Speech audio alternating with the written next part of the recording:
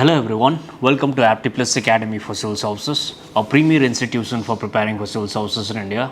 As usual, today I am here for a daily news and editorial analysis, and this editorial analysis is going to be important for all three stages of UPSC, which are UPSC prelims, mains and interview process. And apart from UPSC exams, this editorial analysis is going to be important for all the government exams in India. And since the UPSC prelims 2024 is very near, I hope all of you are preparing well for your exam, and I wish you all the very best for your exam. Prepare well for your exam, work hard for the exam, and do well in your exam. So having said that, let us start with today's daily news and editorial analysis.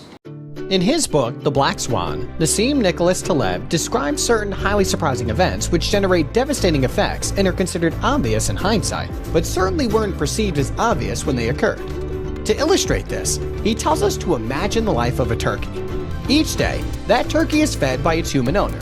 As such, the turkey ends up trusting humans, and each day that passes reinforces its belief that humans are friendly. Before Thanksgiving, however, the turkey will be in for a dramatic surprise and find out it was wrong all along. It will incur a so-called revision of belief. The same principle is valid when it comes to humans. In hindsight, it may seem obvious why, for example, a certain financial calamity took place, but to the people who actually experienced it, things were anything but obvious back when it happened. In fact, after the next financial crisis hits, people will probably look back and ask why we didn't notice the warning signs sooner. But also do your best to become more resilient in general, because no matter how hard you try, it's very likely that the next calamity will still take you by surprise. As such, prepare for specific threats that you envision, but don't forget to also prepare for the unexpected. Recently, the Army Chief of India, Major General Pande, called upon the force to be always prepared for the Black Swan events. So in this context, we need to understand what is the Black Swan events. We also need to understand the difference between the Black Swan and the Grey Swan events. And we also need to understand the characteristics and different threats that is being posed by the Black Swan events. So let us understand what is the Black Swan event in detail. So as we just discussed, the Major General Pande on Monday called upon its force to be prepared for the Black Swan events. And a Black Swan event is basically a rare, unpredictable event that comes as a surprise and has significant impact on society and the world. So basically the Black Swan events are unpredictable. We cannot predict what kind of incident or what kind of attack is going to happen in the country or particular region. So this is the Black Swan event, and the distinguishing characteristics is that they are extremely rare and outside the realm of expectations. So we cannot expect that certain incident or certain attack is going to take place in particular region. So this is the distinguishing characteristics, and they have severe impact after they hit the target. So the impact of the Black Swan event is very severe for any country, and this term firstly originated with the coining of this term by the investor Nassim Nicholas Taleb in 2001. So the Nassim Nicholas Taleb in 2001, in his book The Black Swan, the impact of highly improbable. So in this book, basically the Black Swan event was described by the Nassim Nicholas in 2001. And in his book, the Taleb stresses on building the robust system and strategies to fight against the Black Swan events. Okay? So basically Taleb says that any country must be prepared for countering the Black Swan events. So these are the details of the news. Now let us understand the examples of the Black Swan events in the past that happened in India, and let us also understand about the Grey Swan events that occurred in India. Black Swan events in the past has had the debilitating impact on the economies and the various countries. And for this reason, we need to know about the examples of the Black Swan events that happened in the past. And the most important example is the 2008 global financial crisis. So the 2008 global financial crisis was basically resulting from the booming housing market in the US. So there was boom in the housing market in the US, and everyone started investing in the housing market in US. So everyone was basically investing in the real estate sector in US. But after some time, what happened is the housing prices of the US started decreasing. because there was distress sell of the stocks of the housing sector. So for this reason there was decline in the share of the housing market in the US. So that resulted in the decline in the stock market prices in the US. So the stock market crash happened in the US for this reason, and that resulted in 2008 global financial crisis. So the 2008 global financial crisis was basically resulting from the booming housing market prices in US. So this 2008 global financial crisis was also an example of the Black Swan event. Another example of the Black Swan event in the world is the fall of the Soviet Union in 1991. So with the fall of the Berlin Wall in 1991, there was a fall of Soviet Union as well. So in 1991, basically what happened is the wall which separated the West Germany and East Germany fell, and with that fall the West Germany and East Germany united, and after the unity of the West Germany and East Germany there was increasing influence of the Western powers in the East. So with that fall the Cold War also ended. So with the end of Cold War the Soviet Union also fell. So the fall of the Soviet Union was also sudden and unexpected, and for this reason the fall of the Soviet Union in 1991 is also a Black Swan event.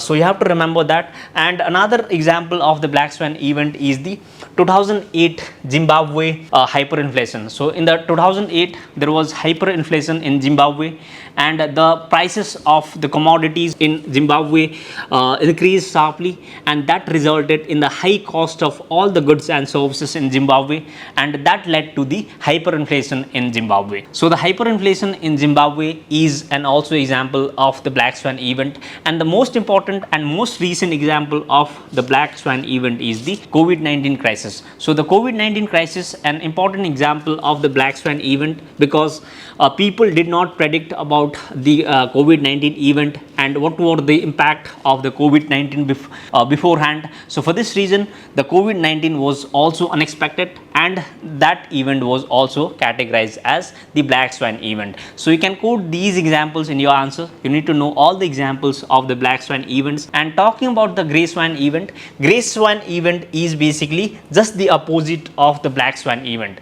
So in case of Black Swan event we cannot predict what is going to happen, but in case of Grey Swan event we know what is going to happen and the possibility of the things that is going to happen. So we know what is going to happen in the future in case of Grey Swan event, and the term is derived from the Black Swan theory. So the term Grey Swan is also derived from the Grey Swan event. So for this reason we can easily predict what is going to happen in the future in case of Grey Swan event. So the preparedness and the defense mechanism for the Grey Swan event can be robust because we are already prepared for the Grey Swan events. Okay. So for this reason Grey Swan event is predictable and known to people. So these are all difference between the Grey Swan event and the Black Swan event, and these are all important examples of the Grey Swan and the Black Swan event. So far as the threat of the Black Swan events in India is concerned, there are three important threats. The first one is the economic disruption. So as we just discussed in the case of the stock market crash in the US, there was a severe economic disruption all over the countries in the world. So the Black Swan events basically causes the disruption in the industries, societies, etc. in the large scale, and these disruptions in the industries and societies causes the economic disruptions in the world. Okay. So the Black Swan event basically causes the economic disruptions in the world, and second important impact is that the Black Swan events are uncertain and unpredictable. So we cannot predict what is coming in the future or what is going to happen in the future. So for this reason we cannot be prepared for these kind of events in the world. So for this reason the Black Swan events affect adversely against the organizations, governments, etc. So the impact of the Black Swan events would be fatal for the countries because of the unpreparedness and the lack of the defense mechanisms in the world.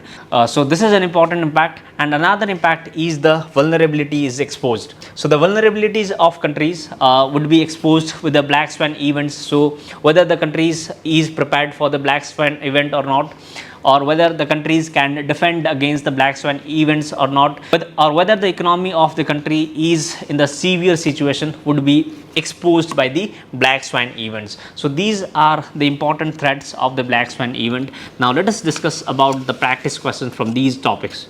So this is a practice question from the UPSC prelims perspective from the black swan event topic, and the question is, consider the following statements about the black swan event. And the statement one is, a black swan is an event that is known and possible to happen but which is assumed to be unlikely to occur. So we discussed that this is not the statement which describes the black swan event, but this is a statement which describes the grey swan event. Okay, because grey swan event is known and possible. We can predict the grey swan event, but the black swan event cannot be predicted. So the statement 1 is incorrect. And the statement 2 is, they are extremely rare and outside the realm of the regular expectations. This is correct. So statement 2 is correct. And statement 3 is, in 2008, Zimbabwe had the worst case of hyperinflation, and this can be categorized as the black swan event.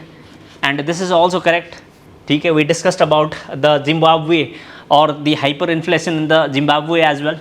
And the statement 4 is, black swan events reveal the vulnerabilities in systems which were previously thought to be robust or resilient. So we discussed about the impact of the black swan events as well. So statement 3 is also correct, and the answer is C, only 3. So this type of question is asked in UPSC, so you need to be prepared for this type of question.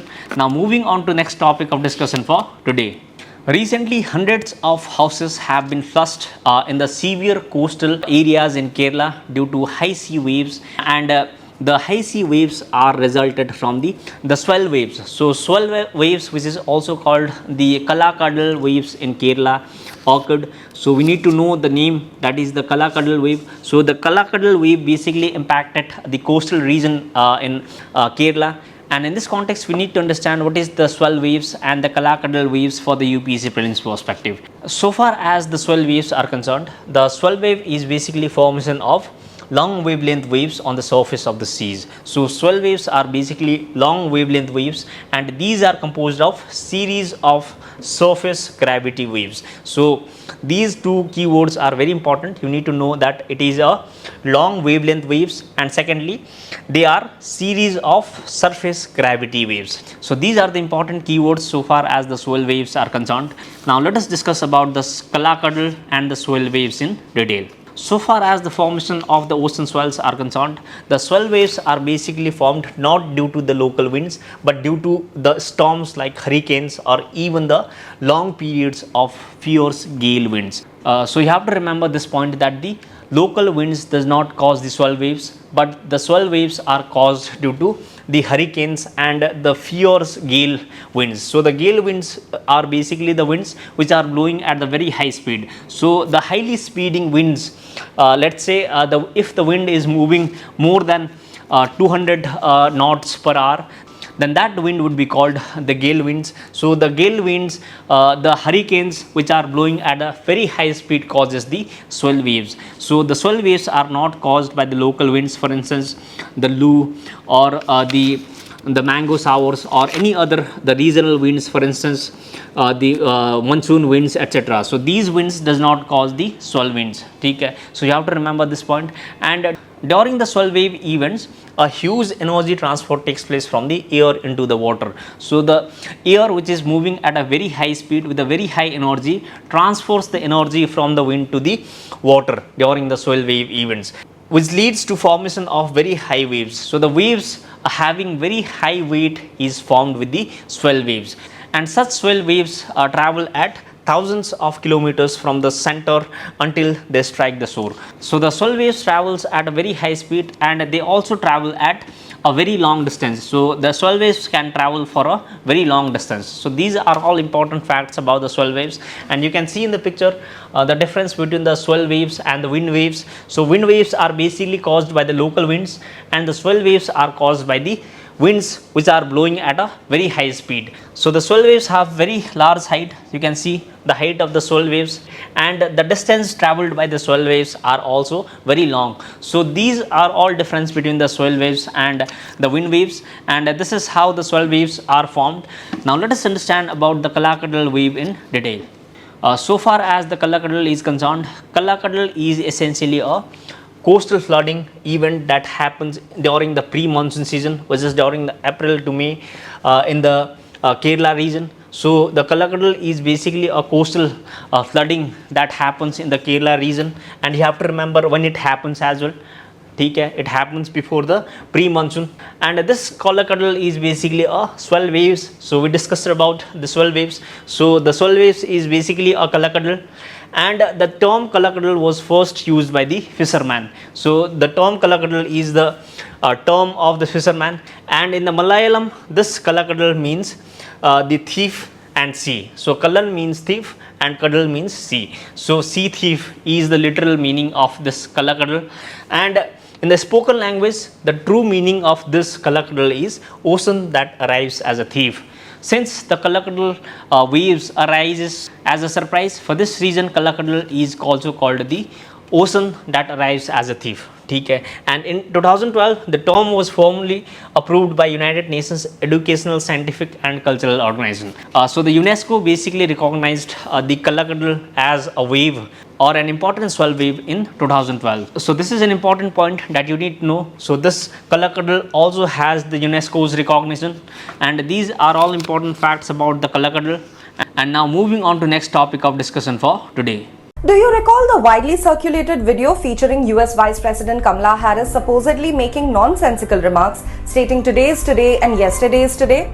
This video gained immense traction on social media, garnering nearly 5 million views. However, it was later revealed to be a shallow fake. The original footage actually stemmed from a speech delivered by Harris during an abortion rights rally at Howard University back in April 2023. Today we dive into the intricate world of misinformation and its implications for the upcoming election fakes. Political parties are engaging in a war of shallow fakes on social media to ridicule their opponents. Recently, the Congress's official X handle shared a morphed image of Prime Minister Narendra Modi, placing him in front of a picture frame featuring wrestler Vinesh Phogat in tears. As we all know, the deepfakes and the shallow fakes have been in news for many days, and the deepfakes have been in news for many years, but the shallow fakes is the term which is quite not in news, and many students do not know about the shallow fakes. So for this reason we need to understand what is the difference between the deepfakes and the shallow fakes. We also need to understand what are the impacts of the deepfakes and shallow fakes for the UPSC prelims and mains perspective. And the context of the news is that recently an article saying more than deepfakes, shallow fakes should be worrying factor in the upcoming elections appeared in the Indian Express. And for this reason this topic becomes important for the UPSC prelims perspective and also for the UPSC mains. And talking about the shallow fakes are basically called the chief fakes, and they are basically the pictures, videos or voice clips that are created without the help of AI. So in case of shallow fakes we do not use the AI. So artificial intelligence is basically not used in case of the shallow fakes, but in case of deep fakes we use the artificial intelligence. So this is the main difference between the shallow fake and the deep fake. And in case of shallow fakes we simply edit the video or the photos of another person using the simple softwares or the simple tools such as the editing tools which are available in the Google or any other websites. So the simple software or editing tools are used for creating the shallow fakes. So for this reason the shallow fakes are sometimes easy to identify than the deep fakes, and the shallow fakes videos are manually altered or selectively edited. So they are basically edited using the simple softwares, and they are manually edited, and they can be created easily. In some cases it can be just clipped video being said without any context. So we just discussed that the shallow fakes can be any video or the photo which are just edited without any reason, and videos can be as such that they are just clipped from the video. And for this reason the shallow fakes videos are easy to identify by the people. And now moving on to an example of the deep fake and the shallow fakes. Recently, a picture of the wrestler Vinesh Fogart was shared on the official Twitter channel of Indian National Congress, and in this picture you can see the Prime Minister Narendra Modi was seen watching at the picture of the Vinesh Fogart crying. You can see in the picture that the picture is definitely an edited picture, and you can see the picture of the Vinesh Fogart has been edited and put on the wall where the Prime Minister Narendra Modi is watching. And by watching at this picture, you can easily identify that this is an edited picture and this is an shallow fake. So shallow fake images can be easily identified by the people. So people can easily identify the shallow fakes. Okay. So this is how the shallow fake images are created by the people using the technology. So this is the very recent example of the shallow fakes. Now let us discuss about the deepfake and shallow fake in detail. So far as the difference between the shallow fakes and deepfakes are concerned, we just discussed in the beginning that the deepfakes basically uses the artificial intelligence to generate the fabricated images, but the shallow fakes do not use the artificial intelligence. So the artificial intelligence is not used in case of shallow fakes, and in case of shallow fakes there might be a simple alteration of video. For example, a conventional edit on a photo, slowing down a video to change the speech patterns of an individual more often rely on the miscapturing or miscontextualizing an existing image or video, claiming it is from the place which is not from that place. So basically miscontextualization of the images or the places is done in case of shallow fakes, and the conventional edit is done using the editing apps, and the slowing down of videos are done, or simple clipping of videos are done with the shallow fakes. So the context of the news or context of the place is often changed. So the news that was there in the past is shown as the recent news. And the second difference is that the deepfakes can appear highly realistic and create an often indistinguishable counterfeit content. So deepfakes basically creates highly realistic images, but the shallow fakes cannot create a very highly realistic images. So we just saw in the picture, we could easily identify whether that was a fake image or not. So we can easily identify the shallow fakes, but we cannot easily identify the deepfakes. And the shallow fakes are easily accessible to all. So that is the third difference. So shallow fakes we can easily identify and they can be accessed by all, because even the common person can edit a photo or simple video, but the deepfakes are not easily accessible to all because artificial intelligence is not known to everyone. So this is the point that you need to know. So these are all important difference between the shallow fakes and deepfakes. And yesterday I had given you a questions on the UPSC PYQ, and let us discuss the yesterday's UPSC PYQ here. Yesterday I had given you two questions related to the ASEAN countries and its members, and the first question was, consider the following countries, and this question was asked in UPSC 2009, and these are three countries, and the question was which of the above is our member or members of the ASEAN. So in the options you can see that the East Timor or the statement number 2 is incorrect. So East Timor is not a member of ASEAN. Okay? So for this reason the answer is C, 1 and 3. So answer is 1 and 3. The economies of ASEAN basically involves Brunei, Cambodia, Indonesia, Laos, PDR, Malaysia, Myanmar, Philippines, Singapore, Thailand and Vietnam. So you need to know the countries and the members of these international organizations. Okay. So these are the countries of ASEAN, and the next question we discussed was consider the following countries, and these are the countries, and this question was asked in UPSC 2018, and the question was which of the above are among the free trade partners of the ASEAN. Okay. So basically you have to remember one point, that ASEAN has free trade agreement with 6 countries, okay, which are Australia, New Zealand, China, India, Japan, Republic of Korea, which is South Korea, and Hong Kong. So these are the 6 free trade partners, and these are the 6 free trade agreements of ASEAN with other countries. So from these statements you can easily see that the Canada is not a country to which the ASEAN countries have the free trade agreement. So after eliminating the statement 2, you can easily eliminate the option A, option D, ठीक है. So after eliminating the option A and D, you are remained with option B and C.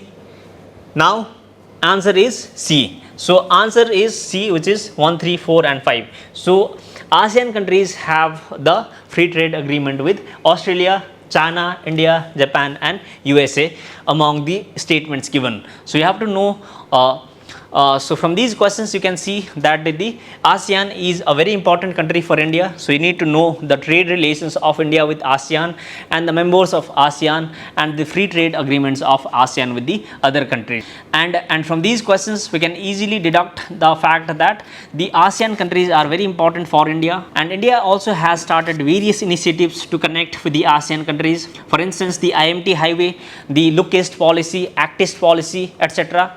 And the Mekong Ganga initiative of India is also very important. So you need to know all the important initiatives which have been started by India to connect or to boost the trade or economic activities with the Southeast Asian countries. So for this reason, ASEAN countries are very important for the UPSC prelims and mains perspective. And these were all the detailed analysis of the daily news and editorial analysis for today. And today as well, I have got an important quote of the day for you. Now let us look at the quote that I have got for you. The quote of the day for today is self-explanatory and very simple, and the quote is, either you run the day or the day runs you. So this quote is very relevant so far as the punctuality and the importance of time is concerned, because each second is very precious for all the aspirants in India, and they have to use the time very effectively. And this quote reminds us that we have to use our time effectively so that our day becomes very productive. So utilize your time properly to make your day productive. So having said that, I am concluding today's session. We'll meet again in the next video. Till then, take care. Thank you.